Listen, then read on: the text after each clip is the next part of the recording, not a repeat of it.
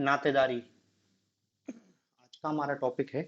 देखो, हमने भारत में संयुक्त परिवार और परिवार देखा है। अब देखो, परिवार और विवाह दोनों से ही नातेदारी व्यवस्था का जन्म होता है। हमारे सिलेबस में भी उन्होंने किनशिप वर्ड ही लिख के दिया है, नातेदारी। भाई, व्यक्ति विवाह करता है, विवाह से ही परिवार का जन्म होता है, और विवाह और परिवार से एक शब्द निकल के आता है, नातेदारी। नातेदारी व्यवस्था। तो हमको यही देखना है कि नातेदारी व्यवस्था होती क्या है। अब देखो, हर व्यक्ति नातेदारी व्यवस्था के बारे में जानता है, क्योंकि तुम्हारे भी कुछ नातेदार होंगे और तुम खुद किसी न किसी के नातेदारी में आते हो। तो नातेदारी शब्द ऐसा कुछ नहीं है कि जो पहली बार सुन रहे हो। हम सब जिस समाज में रह रहे हैं वो समाज का निर्माण ही नातेदारों से होता है। और सामान्यतः व्यक्ति अपने नातेदारी व्यवस्था में ही आपसी संबंध बनाता है, शादी ब्याह, वो सब धीरे धीरे करके क्या है, एक बड़ा नातेदारी कुनबा बन जाता है। तो हमको यहाँ पर समाजशास्त्र की दृष्टि से नातेदारी व्यवस्था को समझना है। हम पहले समझेंगे कि नातेदारी व्यवस्था होती क्या है, नातेदार कितने प्रकार के होते हैं, अलग अलग समाजशास्त्रियों ने अलग अलग कहानी बताई है। फिर अंत में हमको देखना है भारत में नातेदारी व्यवस्था। भले देखो, उन्होंने सिलेबस में लिख के नहीं दिया, उन्होंने केवल एक शब्द लिख के दिया, किनशिप, लेकिन हमको अनिवार्य रूप से देखना है कि भारत में किनशिप की क्या स्थिति है। तो सबसे पहले तो हम परिभाषा लिखते हैं नातेदारी की, कि समाजशास्त्र में नातेदारी कहते किसको हैं।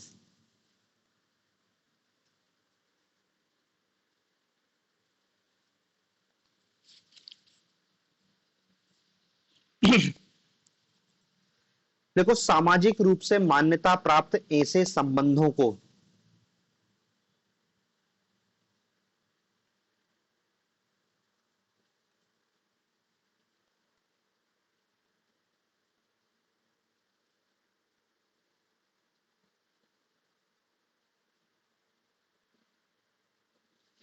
सामाजिक रूप से मान्यता प्राप्त ऐसे संबंधों को नातेदारी कहा जाता है, जो रक्त, विवाह अथवा दत्तकता पर आधारित होती है।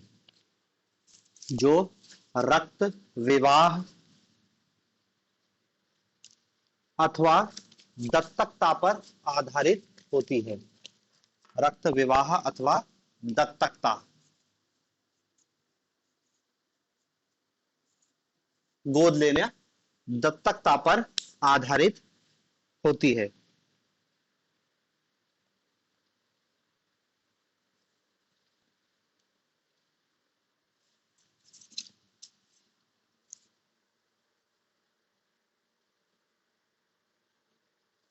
ठीक है, तीन चीज हमने लिखी है कि नातेदारी व्यवस्था एक ऐसे सामाजिक संबंध है जिसमें हमने क्या बोला था कि या तो ब्लड रिलेशन, रक्त संबंधी होते हैं, या विवाह संबंधी होते हैं, या फिर दत्तकता पर।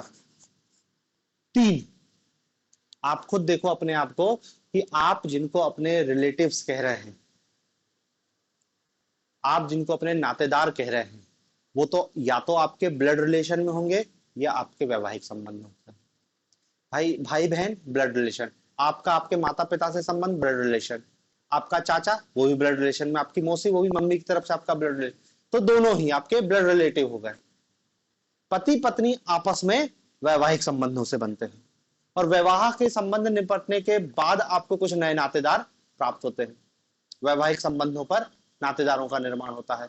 और फिर तीसरा क्या, दत्तक की किसी ने किसी को गोद ले लिया, तो वो ना तो रक्त संबंध है ना ही विवाह संबंध से बना, उसने गोद लिया, और गोद लेने के बाद जो संबंध का निर्माण हुआ तो भी वो नातेदार की कैटेगरी में ही आएगा। ठीक है ना। तो देखो, तीनों चीज मिलकर नातेदारी व्यवस्था का निर्माण करते हैं। या तो आपका ब्लड रिलेटिव हो, या फिर आपने वैवाहिक संबंधों से निर्माण किया हो, या फिर क्या है, गोद लेने वाला सिस्टम हो। तो देखो, एक हमने बिल्कुल सामान्य सी परिभाषा लिखी है कि नातेदारी होती क्या है। समाजशास्त्र में नातेदारी इसी को कहते हैं, सामाजिक रूप से मान्यता प्राप्त। ये सबसे मेन आधार है। यदि सामाजिक रूप से मान्यता प्राप्त नहीं है तो वो फिर रिलेटिव होके भी कोई काम करने। जैसा अवैध संतान, शादी के पहले किसी का बच्चा हो जाए, अब सामाजिक रूप से उसकी स्वीकृति नहीं है, अब आप उसको चाह के भी अपना नातेदार नहीं बता सकता, समाज उसको स्वीकारेगा ही नहीं। तो नातेदारी में क्या है, सामाजिक स्वीकृति पहले है। बिना सामाजिक स्वीकृति, हो सकता है आपका वो औलाद नहीं, आपने उसको गोद ले लिया, गोद ले लिया किसी बच्चे को, और समाज ने उसको स्वीकार कर लिया कि हाँ आपने ये गोद लिया है, तो समाज उसको, आपको उसकी औलाद, आप वो जो जिसको गोद लिया है वो आपकी औलाद के रूप में ट्रीट करेगा, उसको बाकायदे सारे अधिकार मिलेंगे। लेकिन अवैध संतान को कोई अधिकार नहीं मिलेगा समाज में। तो सामाजिक स्वीकृति ज्यादा है, प्राणी शास्त्री कोई मैटर नहीं करता है। तो देखो ये तो हमने बिल्कुल एक सामान्य सी परिभाषा लिखी है नातेदारी सिस्टम की। अब एक दो समाज शास्त्रियों की परिभाषा भी लिख लेते हैं, जिसमें एक परिभाषा लिखना,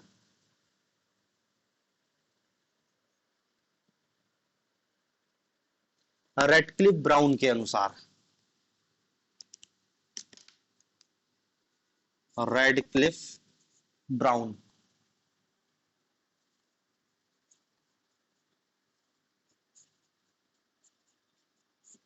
रेडक्लिफ ब्राउन के अनुसार नातेदारी सामाजिक उद्देश्यों के लिए स्वीकृत, नातेदारी सामाजिक उद्देश्यों के लिए स्वीकृत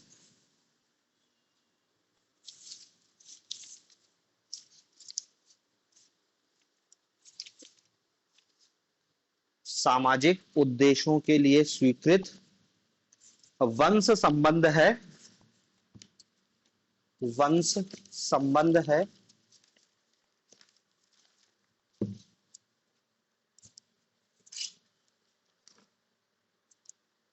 जो कि अनुमति, जो कि अनुमानित और वास्तविक, नहीं ऐसा लिखना, क्या लिखा है कि नातेदारी सामाजिक उद्देश्यों के लिए स्वीकृत वंश संबंध है जो कि सामाजिक संबंधों के परंपरा, जो कि सामाजिक संबंधों के परंपरात्मक संबंधों का आधार है।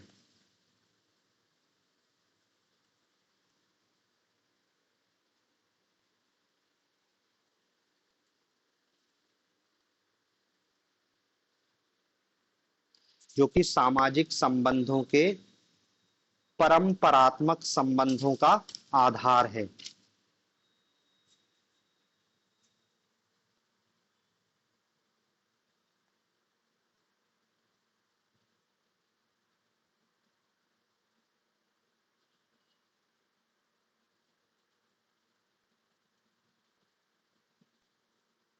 ठीक है, बस रेडक्लिफ ब्राउन की परिभाषा अपने लिए काफी है। तो एक सामान्य परिभाषा और एक समाजशास्त्री की परिभाषा अपने लिए पर्याप्त है।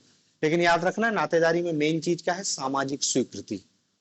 सामाजिक स्वीकृति नहीं है तो आपका भले वो ब्लड रिलेटिव हो, समाज उसको मान्यता नहीं देगा, वो हो सकता है आपके नातेदारी की श्रेणी में ना आए। और देखो हर समाज में सामाजिक स्वीकृति थोड़े से अलग अलग टाइप की होती है।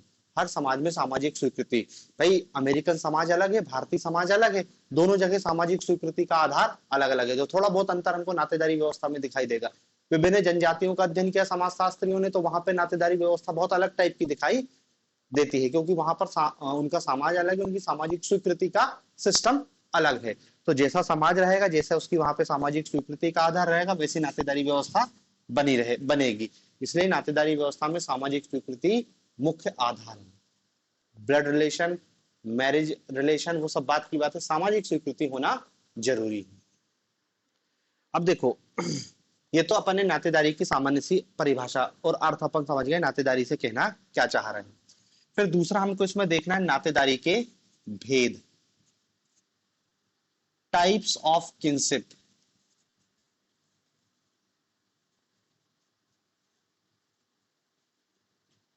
टाइप्स ऑफ किनशिप, नातेदारी के भेद।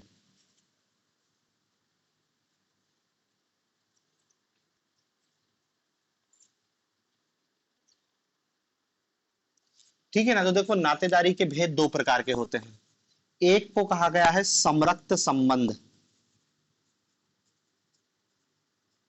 समरक्त संबंध, और दूसरे को कहा गया है विवाह संबंध। भाई दो ही टाइप के नातेदार होते हैं, या तो हमारे ब्लड रिलेशन में होंगे या फिर हमारे मैरिज। समरक्त में लिखना कि प्रजनन के आधार पर उत्पन्न होने वाले सामाजिक संबंधों में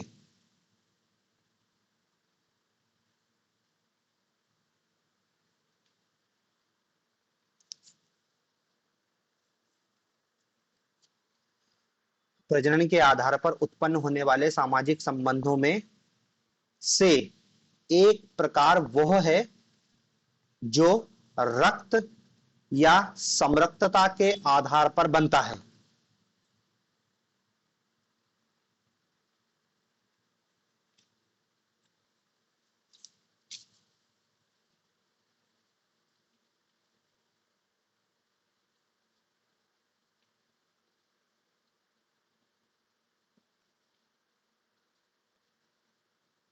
जो रक्त या समरसता के आधार पर बनता है, जैसे माता पिता एवं संतानों के बीच संबंध, भाई बहन का संबंध, और आपके पूरे ब्लड रिलेशन, मामा चाचा दादा दादी नाना नानी, सब आपके क्या है, समरक्त ब्लड रिलेशन ही, ब्लड रिलेटिव ही माने जाएंगे।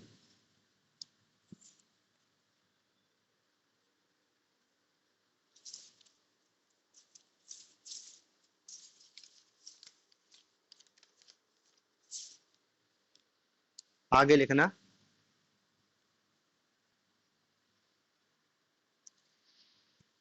लेकिन रक्त संबंधियों के बीच सदा ही प्राणी शास्त्रीय संबंध होना आवश्यक नहीं है।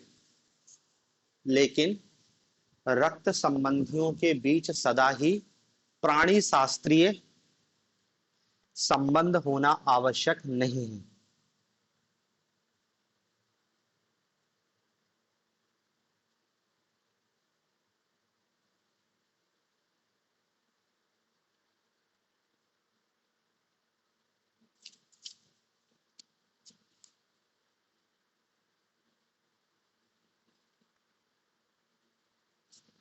लेकिन रक्त संबंधियों के बीच सदा ही प्राणी शास्त्रीय संबंध होना आवश्यक नहीं है, उनके बीच काल्पनिक संबंध भी हो सकते हैं।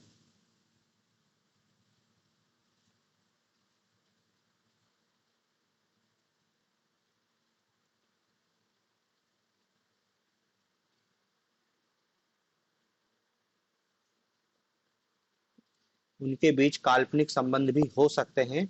इन संबंधों को यदि समाज स्वीकृति दे देता है तो वे वास्तविक संबंधों की तरह माने जाते हैं।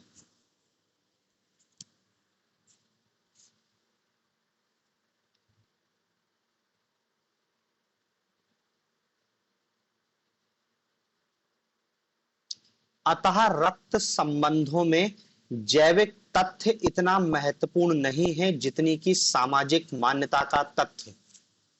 अतः रक्त संबंधों में जैविक तथ्य इतना महत्वपूर्ण नहीं है जितना कि सामाजिक मान्यता का तथ्य, जितना कि सामाजिक मान्यता का तथ्य।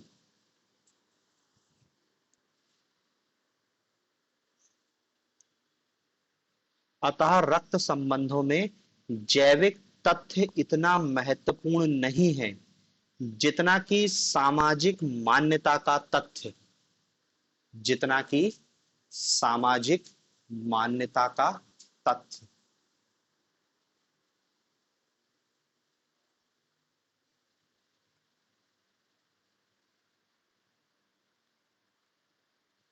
समझ रहे हैं ना, पहले बताया बायोलॉजिकल रिलेशन जरूरी नहीं है ब्लड रिलेशन में। यदि बच्चे को गोद लिया है तो बाप बेटे का रिलेशन है, माँ बाप और बच्चे का रिलेशन है, तो किस कैटेगरी में आएगा, ब्लड रिलेशन में। अब देखो, उनने गोद लिया, रक्त संबंध नहीं है उनका, कुछ कोई बायोलॉजिकल रिलेशन नहीं है, प्रजनन से उत्पन्न नहीं हुआ है वो, लेकिन चूंकि समाज ने उसको स्वीकृति दी है कि ये तुम्हारी औलाद है और उसको मान रहा है कि ये इनमें माता पिता और संतान का संबंध है, तो वो इधर कैटेगरी में आएगा। तो मतलब यहाँ पे महत्वपूर्ण क्या है, सामाजिक तत्व, सामाजिक स्वीकृति ज्यादा महत्वपूर्ण। सामाजिक स्वीकृति है तो सब सही, और सामाजिक स्वीकृति नहीं है तो फिर वो भले बायोलॉजिकल हो, दिक्कत है। बहुत सारे समाजों में जो जनजातियां हैं वहां पर पितृत्व के निर्धारण के लिए कोई ना कोई ऐसा फंक्शन का आयोजित किया जाता है। जैसे टोडा जनजाति है, वहां पर तीर लगाने का कार्यक्रम होता है कि जो निशाना लगा देगा वही बच्चे का बाप होगा, भले बायोलॉजिकल बाप कोई हो, उससे कोई फर्क नहीं पड़ता है। ठीक है, अगला लिखना विवाह संबंध।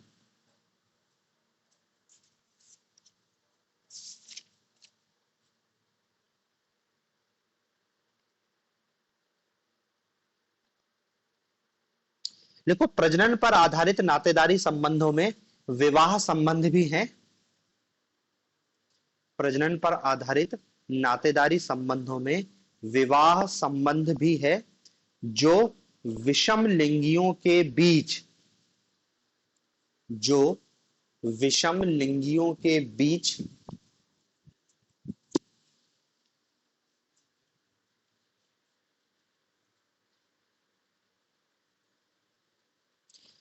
समाज की स्वीकृति के परिणाम स्वरूप स्थापित होते हैं। जो विषम लिंगियों के बीच समाज की स्वीकृति के परिणाम स्वरूप ही स्थापित होते हैं।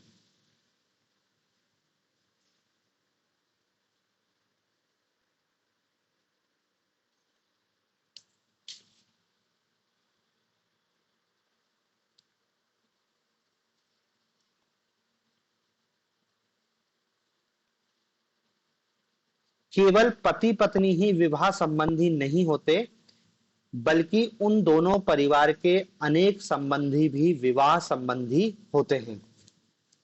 केवल पति पत्नी ही विवाह संबंधी नहीं होते, बल्कि उन दोनों परिवार के अनेक संबंधी भी परस्पर विवाह संबंधी होते हैं।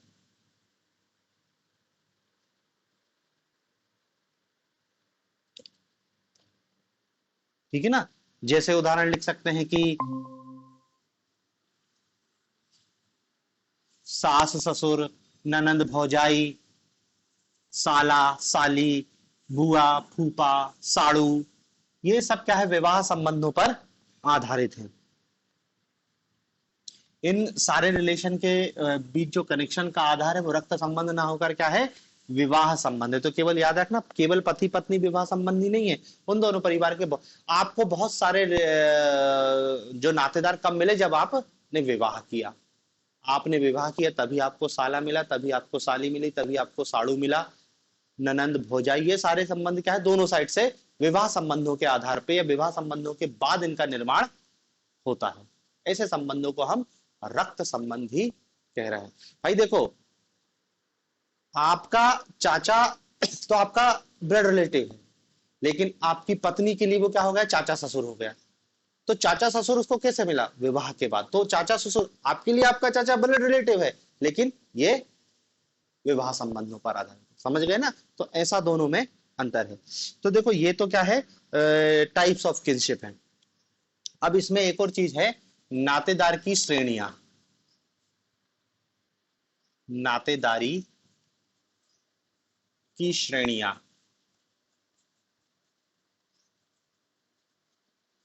Category of kinship.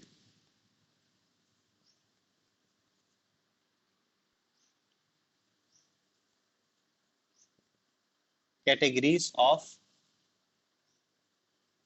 किनशिप, ठीक है ना। अंग्रेजी में इसलिए लिखा है कि देखो वहां पे टाइप्स ऑफ किनशिप है और ये कैटेगरी ऑफ किनशिप है, तो अंतर थोड़ा सा अंग्रेजी पढ़ के देख लेना। लिखो इसमें कि हमारे जितने भी नातेदार होते हैं, उन सबसे हम समान रूप से,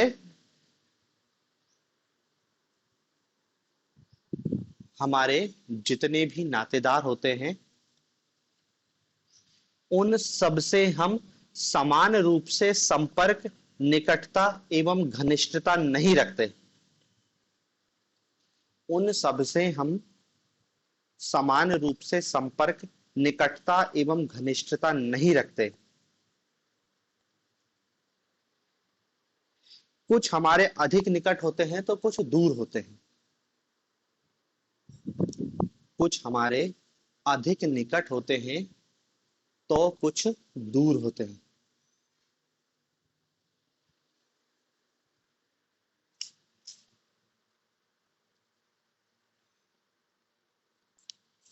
इस निकटता, घनिष्ठता एवं संपर्क के आधार पर हम नातेदारियों को, इस निकटता, घनिष्ठता एवं संपर्क के आधार पर हम नातेदारों को विभिन्न श्रेणियों में बांट सकते हैं।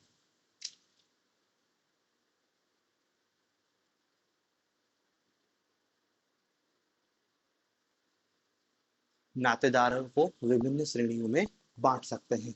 मर्डॉक ने नातेदारी की श्रेणियों का गहन अध्ययन किया। एक समाजशास्त्री है मर्डॉक। मर्डॉक ने नातेदारी की श्रेणियों का गहन अध्ययन किया। नातेदारी की श्रेणियों का गहन अध्ययन किया मर्डॉक ने। ठीक है, अब देखो हम नातेदारी की श्रेणियां निर्धारित कर रहे हैं, किस आधार पे कर रहे हैं? घनिष्ठता और निकटता के आधार पे। हम भी देख रहे हैं कि कुछ नातेदार हमारे बहुत नजदीक होते हैं और कुछ बहुत दूर के होते हैं, नाम मात्र के लिए होते हैं। नाम मात्र के लिए होते हैं ना, कि चाचा के लड़के की शादी है तो उन्होंने कहा कि हम 3 दिन के लिए जा रहे हैं, और उनने कहा कि कोई दूर का रिश्तेदार है, उनने कहा कि साले के साला की लड़की की शादी है, तो उन्होंने कहा कि बस रिसेप्शन में चले गए और काम हो गया। बस नाम मात्र की रिलेशनशिप। तो उसी आधार पे हम क्या है, कैटेगरी बता रहे हैं। तो पहला लिखना प्राथमिक नातेदार, प्राइमरी रिलेटिव्स।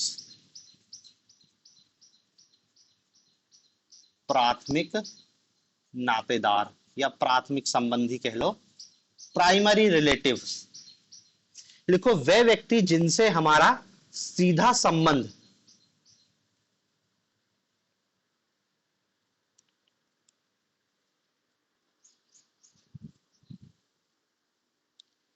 प्राइमरी रिलेटिव्स वे व्यक्ति हैं जिनसे हमारा सीधा संबंध है या जिनके संबंध को प्रकट करने के लिए कोई और संबंधी बीच में नहीं है।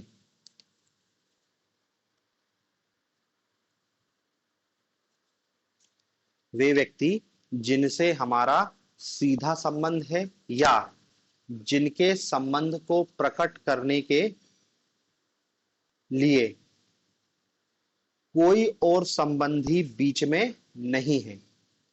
कोई और संबंधी बीच में नहीं है।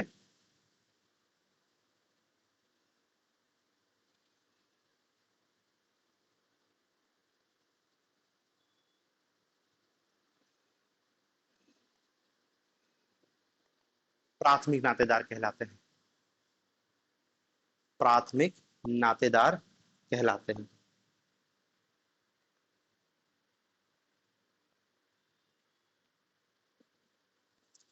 प्राथमिक नातेदार समझ गए? डायरेक्ट रिलेशन, बीच का कोई कॉलम नहीं है। जैसे पिता पुत्र, प्राथमिक नातेदार। पिता पुत्री, प्राथमिक नातेदार।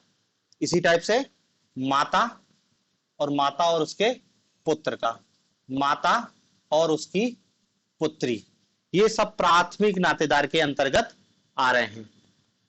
भाई बहन, भाई बहन देखो 1 2 3 4 5, ठीक है। अब देखो भाई बहन हो सकते हैं, तो हो सकता है भाई भाई हो, भाई भाई, बहन बहन, बहन बहन, ठीक है। 7 और 8वां पति पत्नी। बस ये केवल 8 ही आपके प्राथमिक नातेदार होते हैं। एक परिवार में केवल 8 प्राथमिक नातेदार होते हैं, ये इतने नाम। तो अपने प्राथमिक नातेदार हैं क्या है कि एक व्यक्ति जिनसे उनका सीधा संबंध होता है, बीच में कुछ नहीं, बीच में कुछ नहीं ना आपकी बहन है या आपका भाई है, बीच में कुछ नहीं। डायरेक्ट रिलेटिव, डायरेक्ट रिलेटिव को हम क्या कहते हैं? प्राइमरी रिलेटिव, जिनसे हमारा सीधा संबंध होता है। और याद रखना केवल 8 होते हैं प्रत्येक व्यक्ति के। अब कोई नहीं कह सकता कि जैसे कहे ना कि हमारे, कोई कहे कि हमारे 4 चाचा हैं, कोई कहे कि हमारे तो 2 ही चाचा हैं, उससे कोई फर्क नहीं पड़ता है। प्राथमिक नातेदार प्रत्येक व्यक्ति के 8 ही हो सकते हैं। 8 से कम होंगे लेकिन 8 से ज्यादा नहीं होंगे। 8 श्रेणियां हैं नातेदारों की, प्राथमिक नातेदारों की, ठीक है। तो जो अपन ने परिभाषा लिखी उसी में लिख लेना कि जैसे, और ये लिख लेना 8। 8 बताने की जरूरत नहीं है, बस 1-2 उदाहरण के लिए बता दो, जैसे पिता पुत्र, माता पुत्र आदि, और लिख देना कि एक व्यक्ति के या एक परिवार में 8 प्राथमिक संबंधी हो सकते हैं, जिसमें देखो ये सातों के साथ ब्लड रिलेटिव हैं, रक्त संबंधी हैं, और केवल एक है विवाह संबंधी।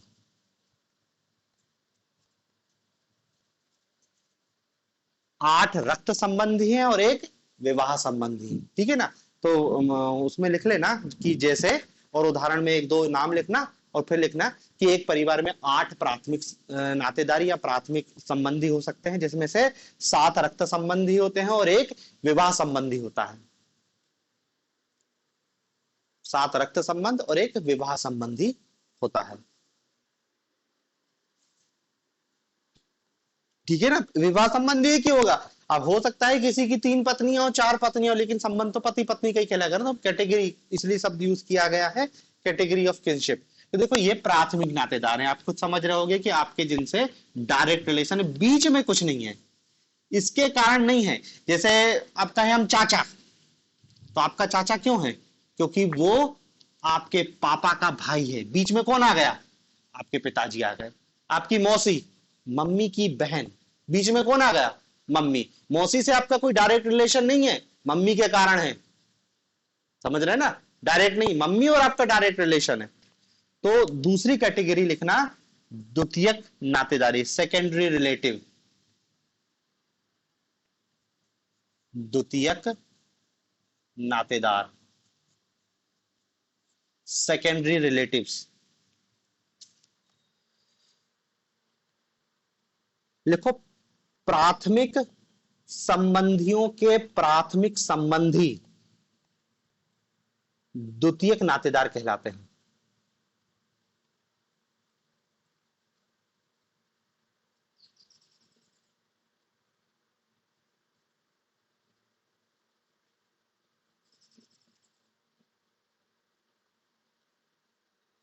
क्या लिखा? प्राथमिक संबंधियों के प्राथमिक संबंधी द्वितीयक नातेदार कहलाते हैं। जैसे दादा दादी, नाना नानी, चाचा आदि सब ये हमारे क्या है? सेकेंडरी हैं। और मर्डॉक ने 33 प्रकार के द्वितीयक नातेदारों का उल्लेख किया है। 33 प्रकार के द्वितीयक नातेदारों का उल्लेख किया है। देखो जैसे हमने क्या लिखा, जैसे पिता, इसका ये पुत्र, लेकिन इस पिता के भी एक पिता हो गए जो तुम्हारा क्या कहलाता है? दादा कहला रहा है। अब इनके बीच डायरेक्ट रिलेशन, इनमें तो बाप बेटे का रिलेशन है, लेकिन आपका और यहां पर क्या है? बीच में आपके पिता हैं। तो जब दादा और पोते का रिलेशन होगा तो वो द्वितीयक नातेदार कहलाएगा, क्योंकि बीच में क्या? पिता आ रहा है। इसी टाइप से आपकी नानी, मां, पुत्र या पुत्री, कुछ भी, ये पुत्र, ठीक है। तो देखो ये दोनों तो प्राथमिक संबंधी हैं, इसलिए हमने लिखा क्या है? प्राथमिक संबंधियों के प्राथमिक संबंधी आपके द्वितीयक नातेदार कहलाएंगे। ये मम्मी आपकी प्राथमिक संबंधी है, और इनकी प्राथमिक संबंधी इनकी मम्मी है। मतलब देखो इस इधर से मम्मी की दृष्टि से देखो तो पुत्र भी उनके लिए प्राथमिक संबंधी है और उनका मां भी उनकी प्राथमिक संबंधी है, लेकिन जब यहां से देखते हैं तो ये उनके द्वितीयक संबंधी हो जाते हैं। समझ गए? द्वितीयक नातेदार कौन हो गए? हमारे प्राथमिक प्राइमरी रिलेटिव के प्राइमरी रिलेटिव हमारे सेकेंडरी रिलेटिव कहलाते हैं। मामा हमारा सेकेंडरी रिलेटिव है, लेकिन मम्मी का भाई है वो, तो मम्मी के लिए वो प्राथमिक नातेदार है, लेकिन हमारे लिए वो सेकेंडरी रिलेटिव है। बुआ पिता की बहन है वो। समझ गए ना क्या लिखना चाह रहे हैं? और कितने प्रकार के? 33 प्रकार के द्वितीयक नातेदार होते हैं, और कुछ विवाह से भी बनते हैं और बाकी रक्त मूलक या फिर जो जन्म मूलक रक्त संबंधी भी होते हैं।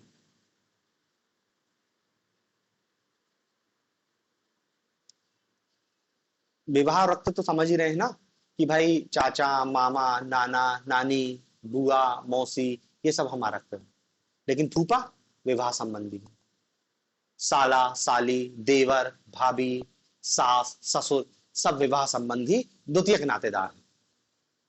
भाई ससुर भी आपका द्वितीयक नातेदार है, क्योंकि आपके पति का वो पिता है, तो पति का तो प्राथमिक रिश्तेदार हो गए, लेकिन ये विवाह संबंधों से निर्मित हो रहा है। तो ये द्वितीयक नातेदार की श्रेणी में आते हैं। और कितने होते हैं द्वितीयक नातेदार? 33। 8 प्राइमरी रिलेटिव और 33 सेकेंडरी रिलेटिव। फिर तीसरी कैटेगरी आती है टर्सरी रिलेटिव, तृतीयक नातेदार। तृतीयक नातेदार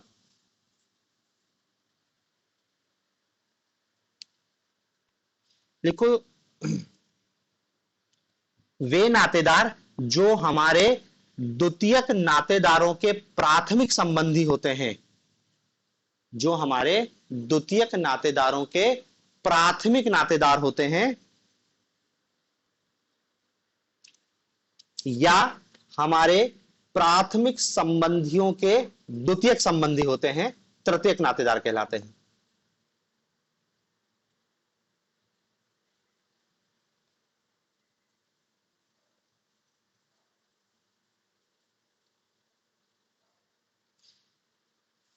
या हमारे प्राथमिक संबंधियों के द्वितीयक संबंधी होते हैं, तृतीयक नातेदार कहलाते हैं। समझ रहे कहना क्या चाह रहे हैं?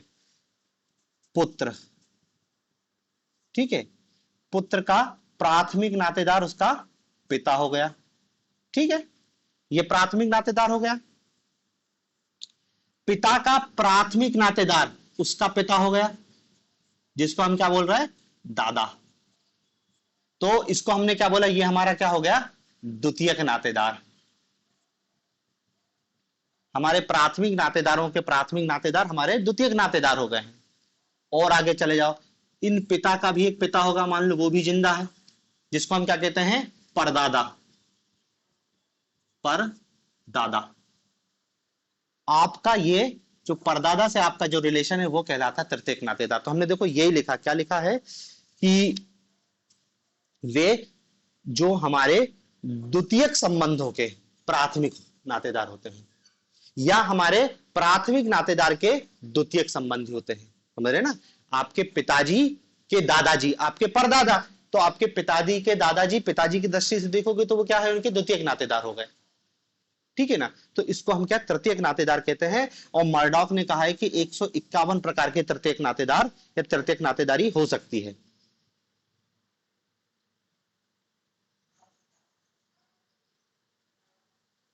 ठीक है, 151 प्रकार के तृतीयक नातेदार होते हैं। विवाह संबंध से भी समझ सकते हैं, ये तो बहुत लंबी चली गई। परदादा जैसे पति पत्नी, ये प्राथमिक नातेदार होते हैं, ठीक है। अब जो पत्नी का भाई है, पति के लिए क्या होगा? साला।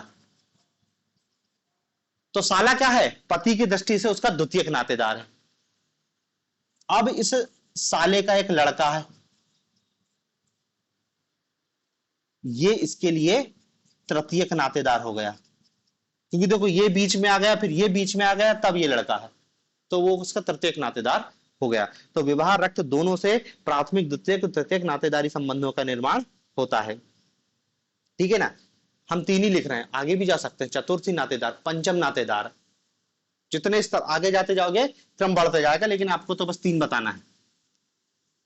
नातेदारों की कैटेगरी पूछे तो तीन टाइप की कैटेगरी आपको बता देनी है,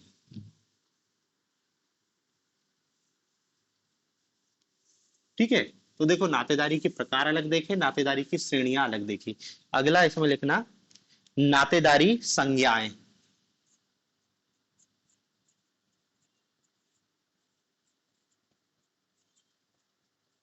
नातेदारी संज्ञाएं, किनशिप टर्म्स।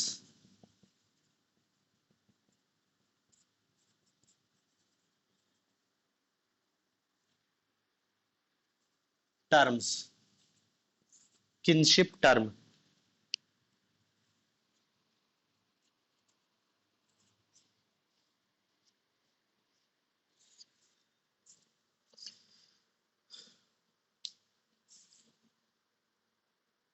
लिखो, नातेदारी संज्ञाएं ऐसे शब्द होते हैं जिनका प्रयोग विभिन्न प्रकार के नातेदारों के ऐसे शब्द होते हैं जिनका प्रयोग विभिन्न प्रकार के संबंधों के उल्लेख के लिए किया जाता है।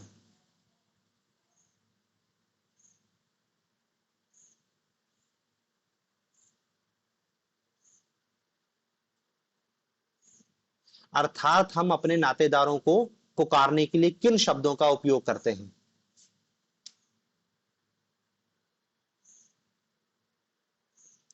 हम अपने नातेदारों को पुकारने के लिए किन शब्दों का प्रयोग करते हैं?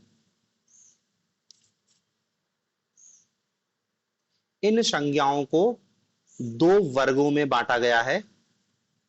इन संज्ञाओं को दो वर्गों में बांटा गया है। पहला लिखना, विशिष्ट वर्णात्मक या व्यक्तिकात्मक।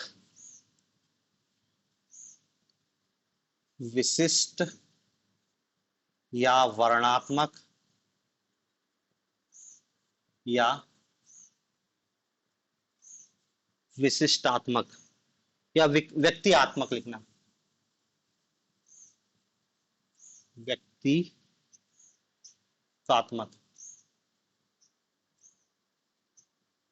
पहली कैटेगरी।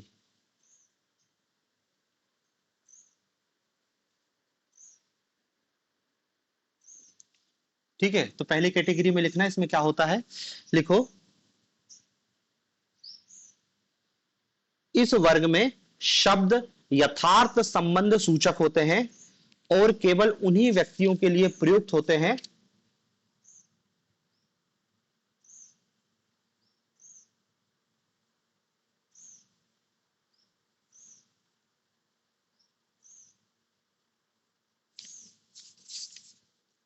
यथार्थ संबंध सूचक होते हैं और केवल उन्हीं व्यक्तियों के लिए प्रयुक्त होते हैं जिनके संदर्भ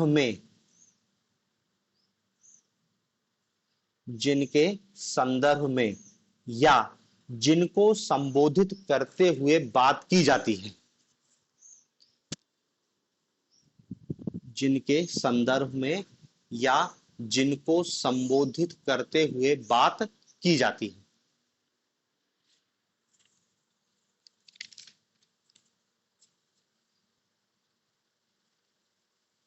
जैसे पिताजी, पुत्र, पत्नी, मां आदि।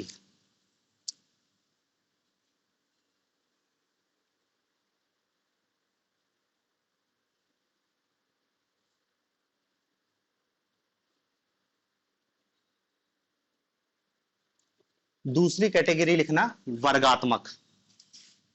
ये विशिष्टात्मक हो गई, अब लिखो वर्गात्मक। वर्गात्मक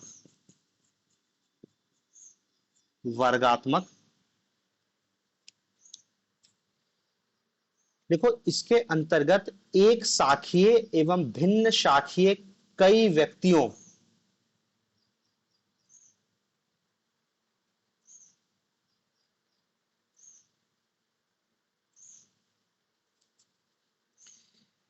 क्या लिखा है, इसके अंतर्गत एक शाखीय एवं भिन्न शाखीय कई व्यक्तियों और प्रायः विवाह मूलक संबंधियों के लिए एक ही संबंध सूचक शब्द का प्रयोग किया जाता है।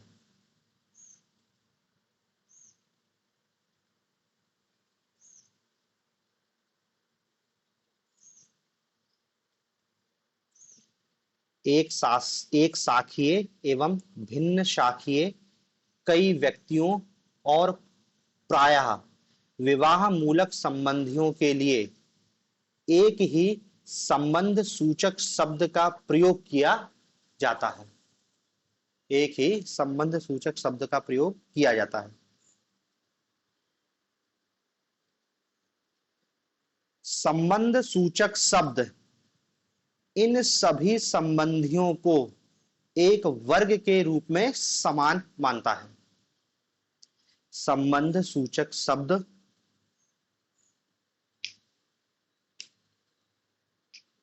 इन सभी संबंधियों को एक वर्ग के रूप में समान मानता है।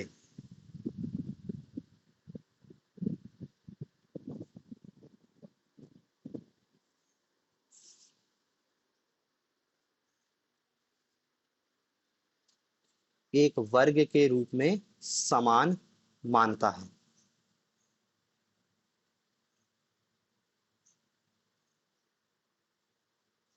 जैसे असम के सेमा नागा, असम के सेमा नागा ट्राइब से सेमा नागा में अजा शब्द,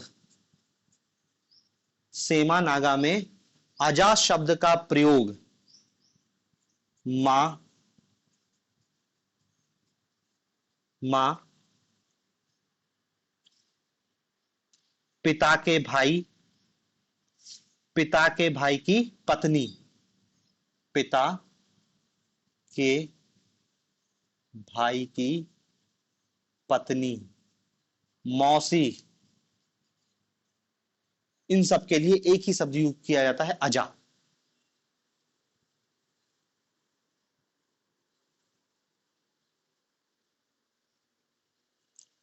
समझ रहे हैं? देखो, नातेदारी संज्ञाएं, रिलेटिव टर्म, किनशिप टर्म दो टाइप की होती है।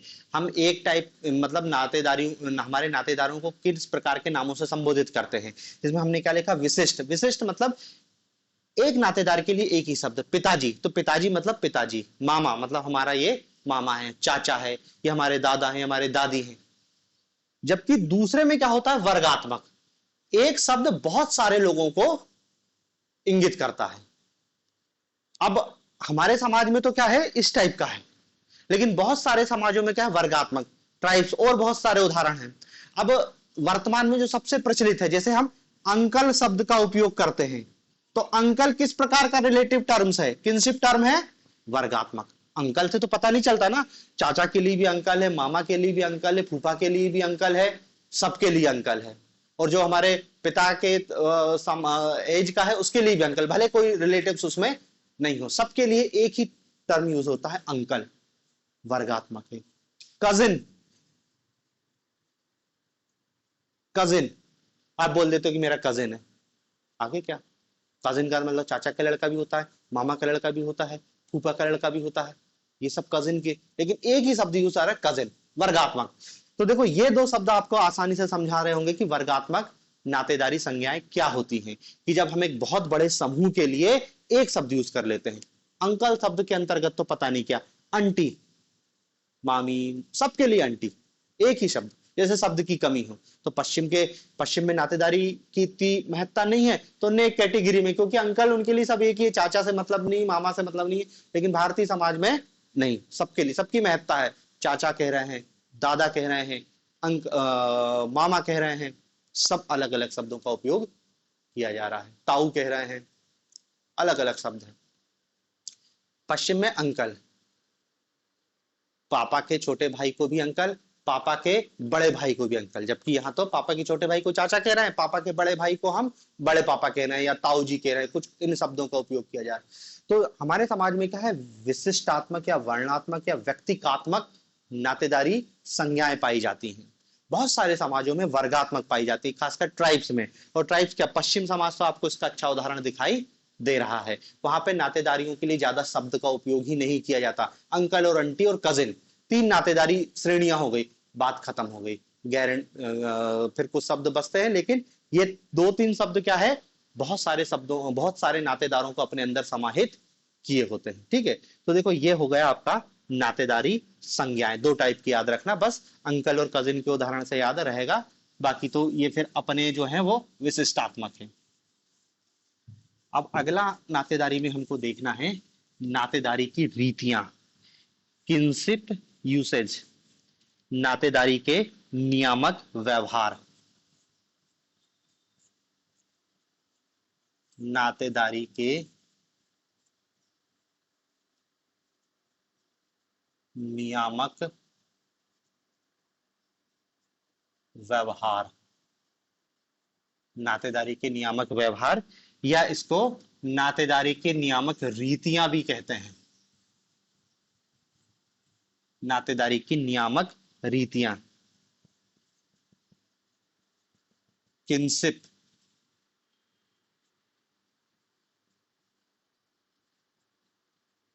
यूसेज।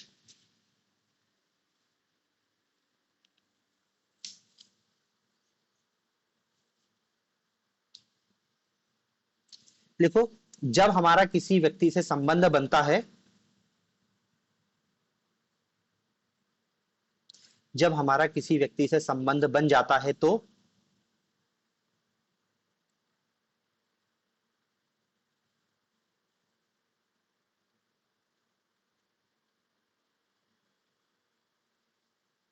उस संबंध में एक विशिष्ट प्रकार का व्यवहार भी पनपता है। तो उस संबंध में एक विशिष्ट प्रकार का व्यवहार भी पनपता है।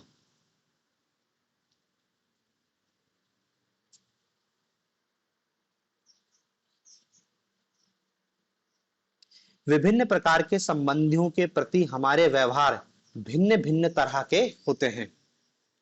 विभिन्न प्रकार के संबंधियों के प्रति हमारे व्यवहार भिन्न भिन्न होते हैं।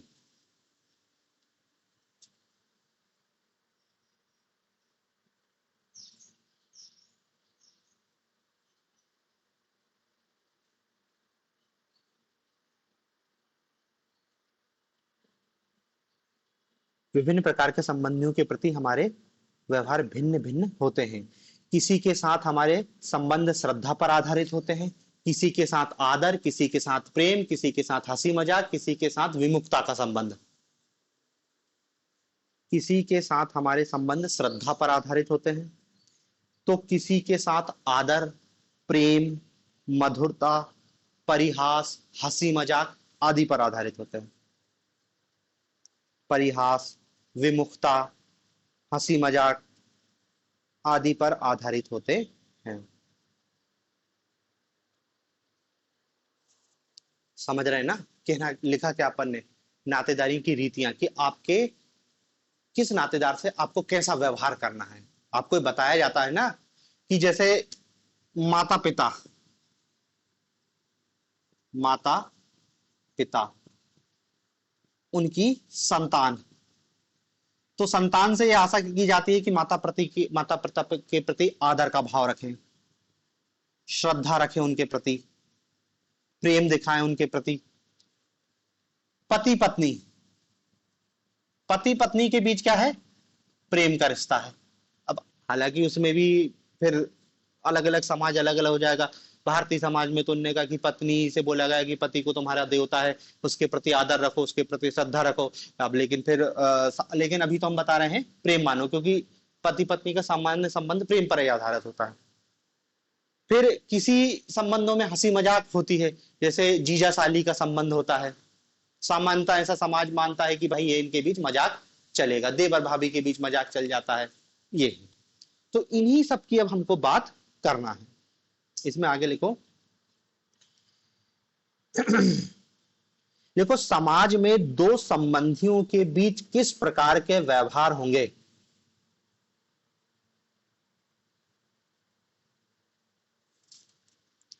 समाज में दो संबंधियों के बीच किस प्रकार के संबंध होंगे।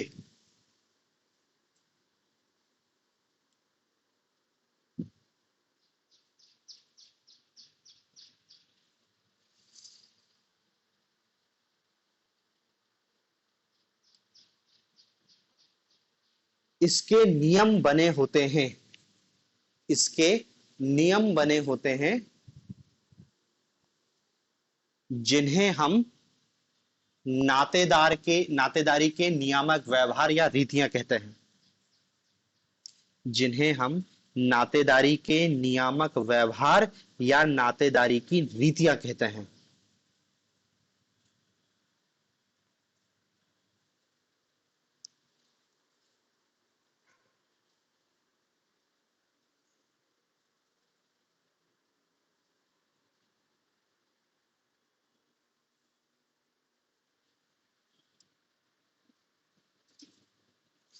कुछ प्रमुख बहुप्रचलित नातेदारियों की रीतियां निम्न हैं। कुछ प्रमुख बहुप्रचलित नातेदारी की रीतियां निम्न हैं।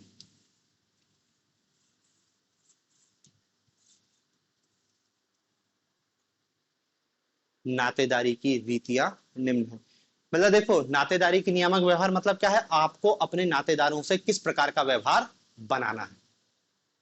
समाज द्वारा स्वीकृत है, यदि इसके विपरीत जाओगे तो समाज से बहिष्कृत कर दिए जाओगे। देखो समाज शास्त्र है, पूरा समाज के अनुसार ही चलना है आपको। तो समाज ने तय कर दिया है कि आपको अपने माता पिता का सम्मान करना है। अब यदि कोई व्यक्ति सम्मान नहीं करेगा तो समाज में फिर, समझ रहे ना, असम्मानित हो जाएगा, समाज में उसका रहना मुश्किल हो जाएगा। किसी किसी उनने कहा कि जमाई, या इसको कह सकते हैं जीजा और साला। तो सामान्यता यह है कि साला जीजा के आगे झुके गई, जीजा को सम्मान देना है। जमाई जब उनने कहा ससुराल में जाएगा तो उसका भव्य स्वागत किया जाएगा, ये समाज द्वारा स्वीकृत है। बहू ससुराल आएगी मत करो सम्मान, उससे सेवा करवाओ, ये समाज द्वारा स्वीकृत है। तो ऐसे बहुत सारे संबंध होते हैं। अब देखो यहाँ पे भी कहानी यही होगी कि अलग अलग समाजों में अलग अलग टाइप के संबंधों को सामाजिक स्वीकृति मिली हुई है। भारत में उन्होंने कहा कि माता पिता और संतानों के बीच संबंधों की ऐसी स्वीकृति है कि कोई व्यक्ति अपने माता पिता की पूजा करे तो उन्होंने कहा बहुत अच्छी बात है, तमेव माता तब पिता, मतलब माता पिता को भगवान का दर्जा। पश्चिम में उन्होंने कहा कि नहीं, इतना सम्मान देने की जरूरत नहीं है। उन्होंने कहा माता पिता से प्रेम करो, यही बहुत है, सम्मान सम्मान की जरूरत बहुत ज्यादा सम्मान। तो हर समाज का क्या है, नातेदारी का जो नियामक व्यवहार है वो अलग अलग होता है। हम क्या कुछ कॉमन को पढ़ेंगे कि ये कॉमन रीतियां या ये कॉमन नातेदारी के नियामक व्यवहार हमको लगभग लगभग हर समाज में दिखाई देते हैं। उसको हम एक एक नातेदारी के अलग अलग, उसकी भी हम क्या कैटेगरियां बना लेंगे। कैटेगरियां समझ गए ना, कि एक कैटेगरी उन्होंने का मान लो बना लेती कि यार हमको सम्मान देना है, आदर देना है, तो उन्होंने कहा कि हमारे से जो बड़े होंगे उनके पैर छूना है, आदर, ये स्वीकृत है। फिर किसी के साथ हम उनका हंसी मजाक कर सकते हैं, किसी का तो हम मुंह नहीं देख सकते, एक कैटेगरी ये भी बन जाएगी। ससुर और बहू, ससुर जब कमरे में आएगा तो खांस के आएगा, बहू पल्लू कर लेगी, बहू उठ के उधर चली जाएगी। ससुर और बहू के बीच क्या है, अपोजिट रिलेशन। अलग अलग समाजों में अलग अलग होता है। कई समाजों में सास और दामाद के बीच भी होता है कि सास और दामाद एक साथ नहीं बैठ सकते। तो इन्हीं नातेदारियों की अब हम रीतियों को पढ़ रहे हैं, कुछ कॉमन जो ज्यादातर समाज में क्या है, सामूहिक रूप से स्वीकृत है। पहले बताया देखो हर समाज का सिस्टम अलग अलग होता है। पश्चिमी समाज है तो उसके नातेदारी की नियामक रीतियां अलग होंगी, भारतीय समाज की थोड़ी सी अलग होंगी। हमको अब इन्हीं को क्या है अलग अलग रूपों में देखना है, ठीक है ना। तो इसको अपन अब कल से देखेंगे कि कौन कौन सी नातेदारी की नियामक रीतियां हैं, ठीक है ना।